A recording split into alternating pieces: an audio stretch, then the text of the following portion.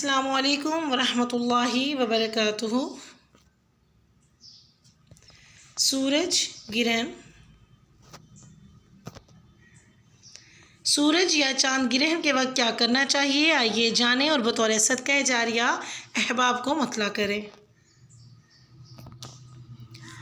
رسول اللہ صلی اللہ علیہ وآلہ وسلم کے زمانے میں سورج گرہن ہوا تو آپ صلی اللہ علیہ وآلہ وسلم نے لوگوں کو نماز پڑھائی، لمبا قیام کیا، پھر لمبا رکوع کیا، رکوع کے بعد دوبارہ قیام کیا لیکن پہلے قیام سے کچھ کم، پھر لمبا رکوع کیا لیکن پہلے سے مختصر، پھر 2 لمبے سجدے کیے، دوسری رکعت میں بھی اسی طرح کیا۔ جب فارغ ہوئے تو گرہن کھل چکا تھا۔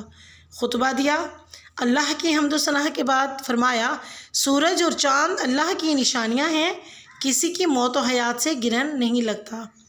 جب گرہن لگا دیکھو تو اللہ سے دعا کرو، تکبیر کہو، نماز پڑھو اور صدقہ کرو۔ سورج اور چاند گرہن کے وقت باجماعت نماز کا اہتمام، اللہ کی حمد و ثنا، دعا و صدقہ کرنا مسنون ہے۔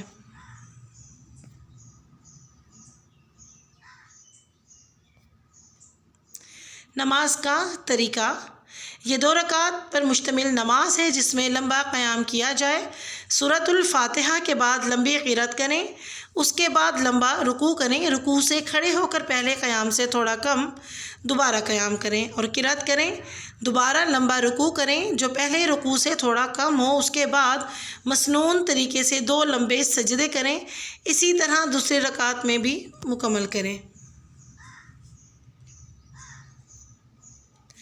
سورج اور چاند گرہن کسی کی موت و حیات کی وجہ سے نہیں لگتا، بلکہ یہ اللہ کی نشانیوں میں سے ہے۔